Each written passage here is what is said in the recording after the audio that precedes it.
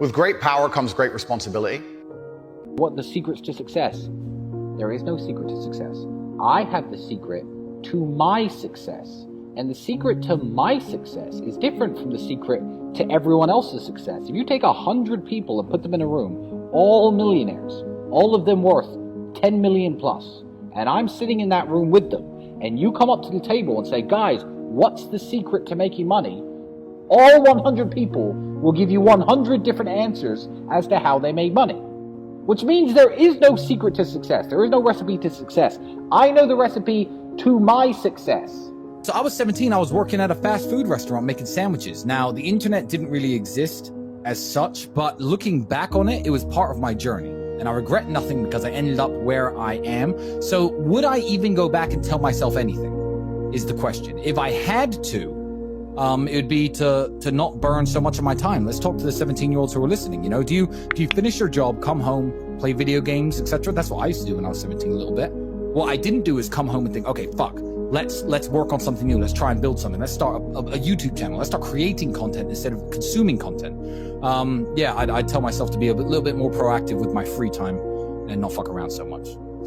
Stand yourself in front of the mirror if you are that person. Imagine yourself 30 years older. Imagine yourself fat, out of shape, bags under your eyes, wrinkles on your skin, gray hair. Imagine that man exactly where you are today. And if you don't like it, do something to change it, because it's complacency that damages people. And that's a mix of brainwashing and programming and, your personality. It's a mix of lots of things. But I think growing up really impoverished and looking around at the other adults, who are still I was 16, 17 years old working at McDonald's. I was working with people who were in their 40s and 50s doing exactly the same job as me. And I thought, whoa, this is fucked. I'm going to have to do something.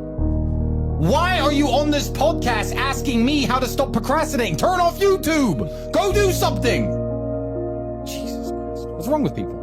This is exactly what you were talking about asking a question where you already know the answer to. You know the answer is to stop doing things that waste your time and apply yourself to something important. Now, this may not be a waste of your time, but let me tell you, you're a dumbass, clearly. It's like Googling how to get fit, like you just said. Everyone knows what a push-up is. Do 10,000 of them a day. Stop wasting your fucking time. I've never had to deal with procrastination. I've never had to deal with not being motivated, because what is the alternative? Literally, be a loser forever? There is a way to get revenge on women. Every time I've heard anyone say, oh, my ex broke up with me, she cheated on me, I need revenge. That's sick-minded. That's incel level shit. The only kind of revenge that you can get on a woman is this. Say goodbye politely. Keep working hard.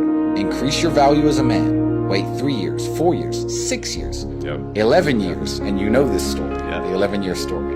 And wait till you are the man, and she's just now some chick, 28, 29, and she's like, Tristan, it should have always been you. Then you can either tell her no, or break her heart again. Then you win. My success was that I trained hard. I was a professional fighter. I've always been confident. That comes from my kickboxing, I guess, which made me good with women. I was good with women, so I always had beautiful girls around me. When I realized that beautiful women could make money on webcam, I put various girls on webcam, started making a few dollars here, a few dollars there, until it grew into one of Europe's largest studios. Then I became a millionaire. That is a recipe to my success. Now, go and ask Elon Musk the recipe to success, and he's going to say, invent PayPal and then make space rockets. It's a different game. So yeah, what advice would I give to a young guy? I will give the only advice that I can give. I cannot give any other advice besides what worked for me.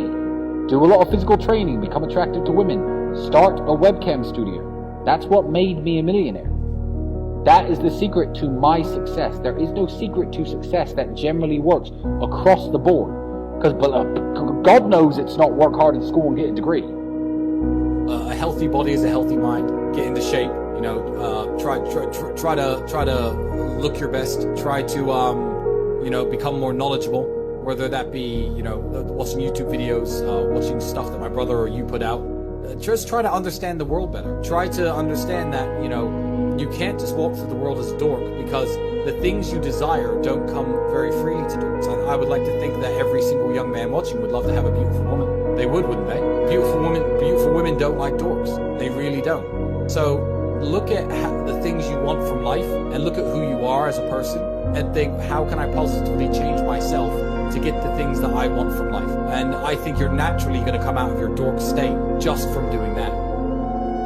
I have no ritual or anything that I actually recommend to men. With younger men, especially the guys who aren't physical yet, and they don't have the size, they don't have the money to go to the gym, and they don't have the time to do the training. Obviously, Andrew sells his fitness training program, which is all well and good, but a good example I always used when I was younger was do push-ups during TV commercials. Yeah. Push-ups during TV commercials was my life hack. When I was young, I was broke. You know, I got to this size. I'm no bodybuilder, but I'm a very big guy. I'm about 240 pounds. Yeah. Watching TV is a very wasteful exercise. Absolutely. Every time the commercial comes on, do 50 push-ups. If you can't, do 25. Do 10 every time the commercial comes on. Something. Yeah, by the time the day's over, you've done 150 push-ups. You know, your arms feel pumped up, your pecs feel pumped up. What choice do you have, my friend? What do you mean? What happens if you don't deal with the grief? I don't understand. Are you gonna kill yourself? Drink yourself into depression? Ruin your own life? You have no choice. You're on a train track. And you can either change the direction of the train that goes off a cliff, or you can keep it on the track. Time is going to still keep going on, and you are going to be sad. So are you going to be a sad winner, or are you going to be a sad loser? To me, it's very binary. Just because everyone's doing one thing doesn't mean doing the opposite is wrong. Sometimes that's the best thing to do. Life is like a game of chess. You can't take moves back. All you can do is look at the board you're in, look at the position you're in, and make the best moves possible. Women are going to want that Gucci purse. When they get to 16, 17, 18 years of age, they're going to want those shoes. They're going to want those lubes. They're going to want the jewelry. And who's going to give it to them? So become a financially successful man yourself for the sake of your daughters. Because one way or another, she's getting that Gucci purse, my friend. Whether it's OnlyFans, webcam, prostitution, escorting, sugar daddies, or her actual father who loves her and takes care of her. So people who think they're going to hold their household together, traditional values and religious values alone, when you're flat broke, believe me, if your daughter's pretty, she ain't gonna be broke for long, my friend. And she isn't getting the money from you, and she's not getting it for free either. I am sick of reading shit on the internet saying, yeah, you know, some people are special and they take longer to bloom and your time will come. Let me tell you something, 99.9% of people who are born broke, live broke, stay broke, die broke. That is the reality for almost everybody. The internet and it's all gonna come to you at the right time bullshit is fucking a psyop to keep you down. You already know the answer. You don't need me to tell you. Why the fuck are you asking 4 men who do not know you personally how to stop wasting your time? I don't even know what you do to waste your time. You already know the fucking answer. My daughter's going to be raised very differently to my sons. My sons are going to have to work hard for everything they do. I'm going to take care of my daughter within reason. You know, the shoes, the Gucci purse, the nice car. She wants a little Mini Cooper or a Fiat 500 to drive around in. Cool. I'm going to take care of you because you are a member of my family. I am the man in charge of this family, and I am going to provide for you. When you are looking at other men in the world, I'm not going to lock her in the house. I'm not going to say don't date. I'm going to just inform her that when you're looking for other men in the world, you have to understand that when you pass on from this family, that's the man who's going to potentially be taking care of you. Listen, everything's going to plan. Smile. Go live your life. Be a sad winner and not sad loser. Why would anything that makes you happy and doesn't hurt anybody else be wrong? No matter what you want to be in life, and no matter what you want to do, whether it be, you know, a dog trainer or a kickboxer or a zoo owner, it takes certain amounts of passion, time, and dedication. Network, connections, power, money. That's what makes you free. Money buys healthcare, and if you think you have healthcare, you do not. That's what I would say is the most crazy thing about having money. Try to make them notice you and realize your usefulness. Don't try to tell them that you're useful. Then I'm in a position where I was very lucky to have a good father figure and an older brother in my life to guide me over some of the hurdles that young men face. But a lot of hurdles that, you know, young men face, they haven't got anybody to look up to, and they haven't got anybody to turn to.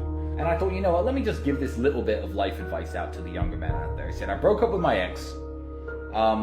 She's asking for me back. How do I know if it's too late to take her back, or should I take her back, or should I not take her back? The answer to whether you or not you should take an ex-girlfriend back is very simple. And I know this, and most fully grown men probably know this. But for the younger guys out there, let me explain to you exactly what it is. If she has had another boyfriend or another sexual partner or another relationship since the breakup, it is too late to take her back. It is over at that point. Because no matter what happens in the relationship, no matter if you get married, have kids, if you stay together for a very long time, because that all happened because it didn't work out with the guy who she was with after your breakup. So you are always going to be plan B. You're always going to be the fallback guy. You're always going to be the idiot that's always there. So if she's had a week or two and, hung out with her girlfriends and cried into her pillow, by all means take her back. The moment there's been another guy in the scene at all, she's only interested in taking you back and getting back with you because it didn't work out with him. So don't let yourself be played like that. Yeah, don't be second place to anybody. So that's when it's too late. And I think that the real definition of right and wrong actions are whether they cause other people harm. And I think that's everybody's definition. I'm 34, you're exactly the same age as me. I am too working on myself, trying to build myself up, working on my finances, although they're pretty secure. I'm always trying to do better, and I care about taking care of my mother too, yeah. I'm certainly not chasing tail around like I was when I was 21, because, I've realized as I'm older and smarter that there are better things to do. You are going to need a woman because you are going to need kids, and having kids is a very important mission in any man's life. So yeah, by all means, work on yourself. I don't understand why that would be a negative thing. That's actually a very beautiful thing. Being truly honest, living only for yourself and not taking the time and the financial commitment it takes, the time commitment it takes to procreate, I think would be of ultimately very unhappy life. Shared blood is the best, it's the best way of securing loyalty. So as a man who's building an empire, I don't see how I could justify continuing my life if I was not trying to procreate and have children. But yeah, having a daughter and being a father it's absolutely wonderful. No 22-year-old should be on any kind of steroid. I can see cases for testosterone replacement therapy for people in their upwards of 40, maybe late 30s. I could see the case for that. For upping your testosterone level and trying to get your energy levels back to when you were much younger. Do you exercise regularly? Do you eat right? How much alcohol do you drink? Do you smoke? Why don't you look at what testosterone is? Look at your current life and and your current habits, and try to up your testosterone level naturally. There's no excuse to be injecting anything into your arms at this age. I think that's really pathetic. I believe that the time to get wealthy in an easy and a quick way has run out already. I'm going to tell you why. We've all heard of the gold rush, haven't we?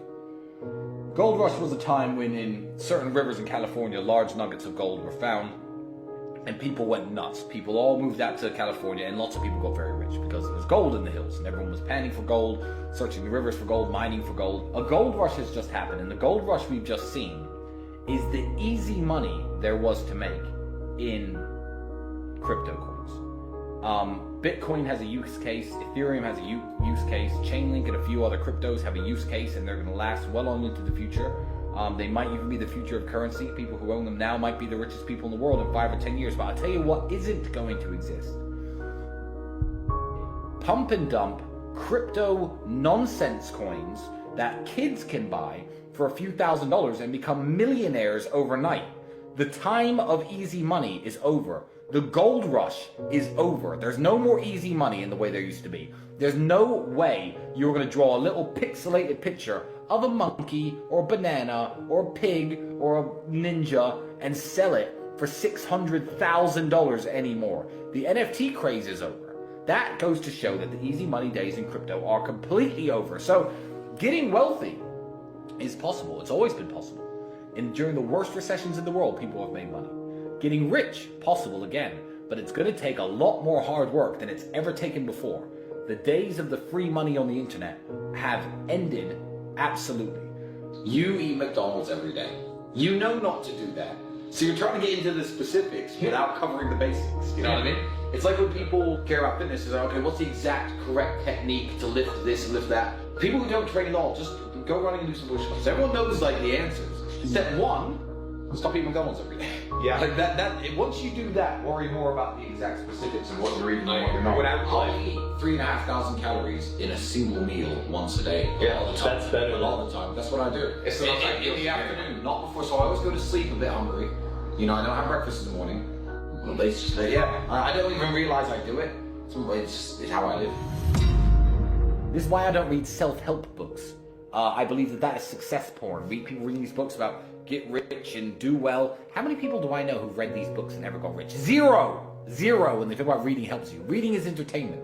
So if you read the James Bond novels for entertainment, it's better than watching the James Bond movies. I believe that it's a higher form of entertainment than Netflix and TV, but it's essentially just Netflix for the brain. So, yeah, reading is a waste of time if you want to get rich, I agree. But there is one TV show which I'm going to talk about now. And we never talk about it on an Emergency Meeting Live, because my brother has not seen this show. But I was at somebody's house about 4 years ago, and I watched episode 1 of a show which has 11 series to it.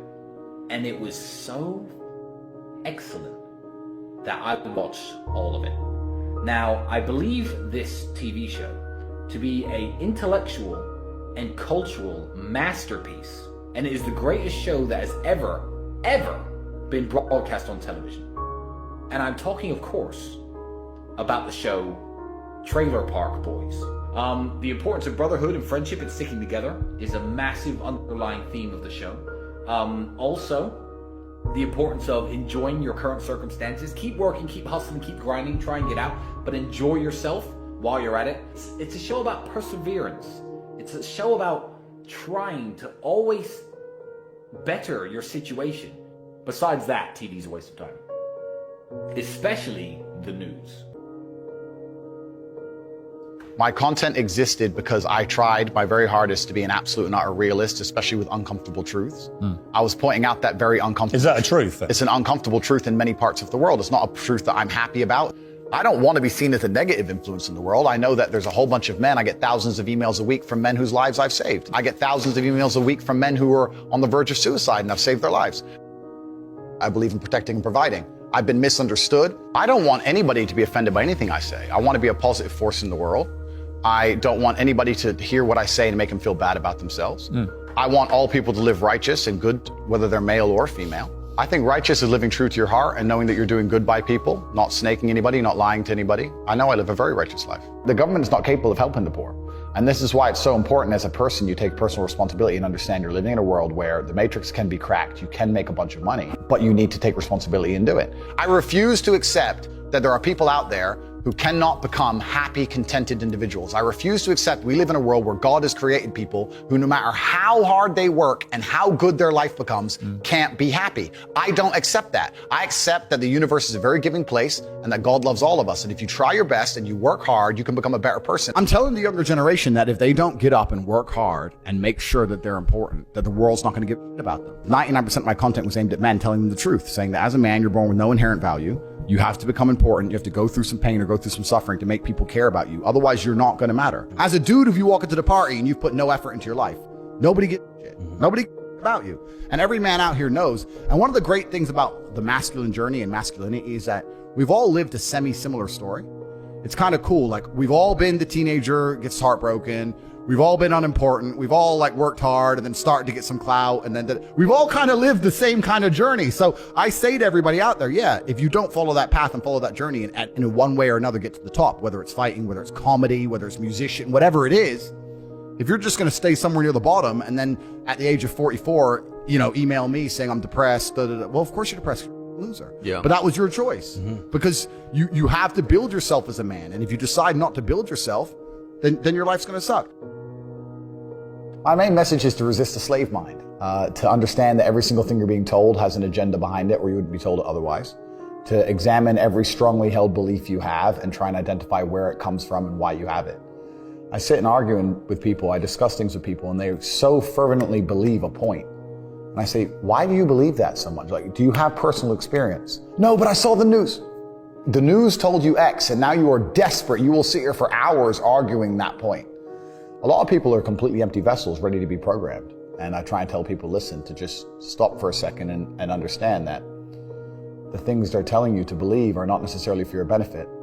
The people who make the rules don't make the rules for the benefit of everybody. They make the rules for the benefit of the people who make the rules of the game. So telling people to resist a slave mind and just be critical thinkers, keep their brain open, pay attention to things, be perspicacious, that's the general theme. And it doesn't matter whether you're left, right, liberal, man, woman, etc. It's just think for yourself. That's the general message. I believe men and women are a beautiful union. I think we're slightly different, but when we work together, we're the most powerful force in the world. And I certainly believe that Men and women, when they work together, it's the most beautiful force on the planet. So of course I believe in men and women. Of course I believe in love. Of course I believe in marriage. Of course I believe in family. Okay. I believe in marriage in the traditional sense. I believe a man has a duty to stand up and be a real man. I believe that the problem with the world today that we are facing is that not enough men are sticking to the age-old ways of masculinity.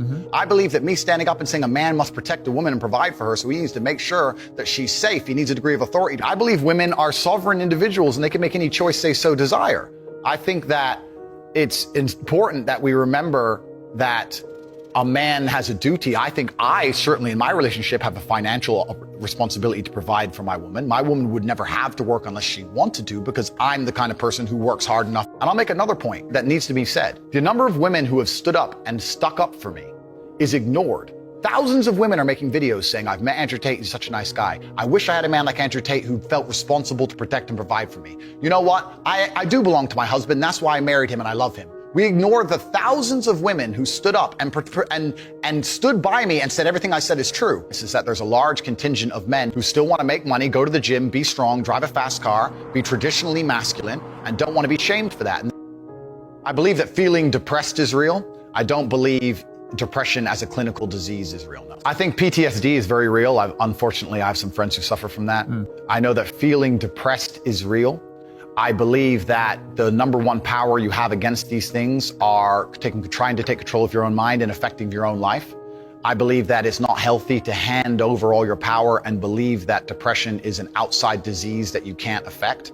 I know that when I've had difficult periods in my life, and also many of my friends, like I've said, suffered from PTSD and been through terrible things. I've lived a very difficult life, and I know people who have, that the things that made them feel better is when they woke up and said, you know what, I'm not going to allow this to damage me anymore. I'm going to take responsibility. I'm going to get up and I'm going to fight this as hard as I can. If someone comes to me and says I'm clinically depressed or I feel very, very sad, I would say the first thing you need to do is stop accepting the identity of a clinically depressed person. Stop accepting you have no control over this. And what you need to do is stop identifying that way, and let's work together to try and fight against it. A lot of people who are clinically depressed are suffering with something in their life, and if you fix the problem in their life, perhaps they won't feel depressed anymore. The thousands of people who have emailed me saying, my doctor told me I was clinically depressed and it's a disease that I have got in my brain and I can't be fixed. And I started listening to you and I realized that that's not the case and I can fix my own life, and you're the only person who has ever helped me. I believe feeling depressed is real. I do not believe it's a disease that you catch from the sky and you cannot affect. I believe that no matter what happens, I believe you have control of your own mind and you can fight against it. I believe if you change your circumstances in your life, you may feel different. I'll give you a quick example. I had a guy who emailed me saying he was clinically depressed and he was going to kill himself. I obviously am not a psychiatrist, I'm not a doctor. I told him, because I replied to my emails. I said, have you been to a psychiatrist? He said, yes, I'm clinically depressed. I've been on these pills, this amount of time. I'm on antidepressants, it doesn't work. I said, I don't know what to say to you besides this. And he said he lost his girlfriend. That's why I became clinically depressed. I said, listen, go to the gym, get a six-pack first. Once you've got a six-pack, email me again. If you still feel like killing yourself, I don't know what else to say to you. But I'd say, strong body is a strong mind, go train. He went, he started sending me progress pictures, emailing me him getting in better shape, and eventually got a six-pack. He's now a professional bodybuilder. And he said, I can't believe I was considering that. I feel so much better, etc. The doctor who was telling him he was clinically depressed and couldn't cure it, he started taking control of his own life, and now he felt better. That if somebody has depression of any kind, whether it's clinical, whether it exists or not, whether they feel depressed or not, whatever, that taking control of their life, taking personal responsibility and working hard is always going to be the positive, best thing they can possibly do for their life going forward. How positive is it? Them. Of course, money can't buy happiness. I agree. But money is the third most important thing in the world. First is your health, because you have nothing if you're going to die. Second is your relationships, because you need love and family. That matters the most. But money can buy everything else. So money's the third most important thing. The average people come to me and say, what do I do? I'm just the average guy. And my only answer is stop being the average guy. It's my only answer. You can't just be the average guy anymore. The idea from the 1950s that you can just be the normal, average, law-abiding, hard-working citizen and you'll have a good life is gone. Any man out here who goes, I'm just going to work hard, do my bit, and obey the laws, and I'll have a good life. No, you won't. No, you will not. Just doing your job is never going to make you rich, because you're just going to be taxed into infinity and you're going to stay broke. So just obeying laws and doing your job now has set you up to be a peon and a slave for eternity. You have to get yourself in a position where you're making enough money. You don't know what to talk about, then you don't understand money. So go learn how money works. Go learn how a bank works. Go sit on YouTube for free.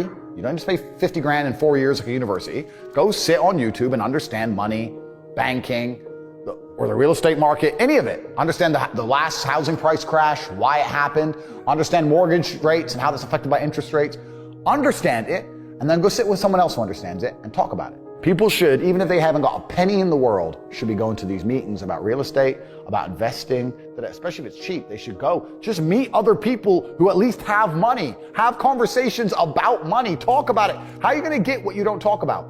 And yes, the cycle of precipitation, right? So a cloud comes, it rains, it falls down to the ground, it goes under the ground, whatever, goes into a stream, it moves into the stream, goes to the ocean, evaporates again, up into a cloud, floats somewhere else, falls down again. It's always moving. That's how money is. People think that money is in these large, stagnant pools hidden in people's bank accounts. That's not really true. Money is constantly moving all the time.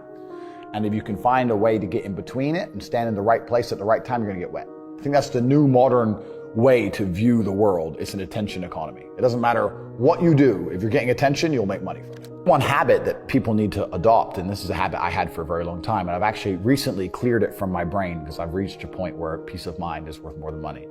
But every single time money is spent, you need to identify how your money was taken from you. And I say taken because money can't be made. Money is taken. Because the only people who can make money are the government. So if you're a government, you can make money. You can print it from thin air or a bank. But if you're a person, you're not making money. You're convincing other people to give it to you. You're taking money from others. So every single time you spend money on anything, you need to identify how it was taken from you. When you go and buy a coffee, don't just go buy the coffee and sit down. Sit and say, why did I buy this coffee? Okay, I really wanted coffee. Yeah. But then why did I go into this store and not that store? Is it better advertising? Does it have less of a line? Do they have seating? How did they convince me to come in here? How much did this coffee cost? £6. What's the profit margin on that? Probably £5.50, £5.80 probably by the time. The cup probably costs more than the coffee. The coffee is just water. How did they convince me to spend £6 in this place? And when you sit there and analyze and you all start to learn little lessons about business, you'll learn about the importance of the signage. You'll learn about the importance of there being no queue. Yeah. So that if you ever run a business, I'm telling you, I say with my business, my people all the time, faster. All the time, quicker. Yeah. Like I have a couple businesses that are physical. I'm like, I don't want to see a line. I don't want it to see empty because it looks bad. So when there's lines, you work fast. When we're down to 1 or 2 people, you take your time, you talk to the customer. Right. You keep it so there's like always one person at the thing. Like manage the line. Like people don't think about this stuff. No one's going to sit and wait in a long queue. Maybe some idiots will, but people like me won't. We've got shit to do, right? My time's worth money. I'm not going to stand and wait in a line. So you have to identify how your money is taken from you. If you start doing that with every single time you spend anything ever, you're going to start to identify business opportunities, and you're going to sit there and you're going to have coffee and you're going to go, you know what? They could have sold cake and they didn't. Could I outcompete this place? Let's imagine I had the money to start a coffee shop right next door. How would I outcompete them? Well, I'd have cake because they don't have cake. Also, most people in here are businessmen. And the guy serving some dude. No, we need a cute waitress. His ass is fired. We need a chick. Put a chick here, put some cake in. Financial Times, business people in. People don't even think about this stuff. They don't use their brain ever. They don't ever look around and realize how they're spending their money. They don't look around and look at which businesses are successful. They don't look around and pay attention to anything. They don't look at the world and all the things that are happening and how it can benefit them. None of it. They don't look at any of it. They're too busy following the circus. This is why it's clown world. I was walking to college with a couple of my friends, and a Ferrari drove past. And I said, bro, you see that? And he goes, yeah, what about it? I said, doesn't that piss you off? I must be about 16. He goes, why? So this dude has 400 G's for a car, 400 grand. I'm walking 4 miles to college because my mom hasn't got any car. He has 400 grand. Do you think he works a job? Do you think he's behind a counter somewhere? He knows something about the world that I don't know. And they were like, well, he's rich. I'm like, yeah, I know. I didn't say he wasn't rich, dummy. I'm saying he knows something about the world I don't know. And I was intrigued and it angered me. I couldn't sleep for weeks. I was pissed off. Every time I saw somebody with genuine money, I understood that everything I was being told and taught and they were trying to make me believe just simply wasn't true. I was like, none of these people are getting these things by following the path that the system is trying to make me follow. And everybody intrinsically knows this. If you go to if you're at a BP, you're at a petrol station, and I pull up in my Lamborghini, nobody goes, wow, he went to school. Yeah. He studied hard. And they do that because they know that the easiest way to amass wealth is to break the rules, because the rules are not designed to allow most people to make money. You can make money within the rules, of course you can, but most people don't. Most people who follow the path work, consume, die. That's it. So I always knew the same thing as you, and I knew there had to be another way. I knew that just working for money was a paradigm that wasn't true. And then you understand making your money work for you, and you understand delinking your time from money. Yeah. You start learning to understand these things, but eventually you build a system and you build an ecosystem like me. I have 60 or 70 people work for me all around the world, and things just happen and money just kind of appears as long as everything's well organized. I mean, in my experience, like, imagine if I didn't have all this money and I had to go get a job again, I'd get a sales job, because I've always been a salesman. And I think that's a very important life skill to have, to be good at sales and to deal with the stress and have a commission-only environment. But I don't know if they even teach sales in university. Yeah, it's all garbage. They don't teach anything important. They just teach anything. They teach things that are going to keep you inside the slave mind. And they want you to go to school and then go to college and then go to university and get in debt. And you have to be in debt, so that now you have to work. And you're working and you're in debt, and then they want you to take on more debt if possible in the form of a mortgage, which a lot of people do, which we can talk about because I know you're the property guy. Yeah. And then you're in debt now, and once you're in debt, you can't really quit your job, and it's very difficult for you to leave the country. And now they can hold things over you. That's the goal. It's all about control mechanisms, and the system is very well designed to make sure that people are conditioned to obey. It's very hard for the average person to say no to anything. Unless you have millions and millions and millions of dollars, it's very difficult to even have an opinion on subjects. That's the thing about being a man, and that's what I was saying to the kids. It's like, look, you need to get up, and it's going to be very, very difficult. The world's getting harder and harder, especially for men. It's all clout, it's all status, there's no way you're going to matter unless you get up and you work extremely hard.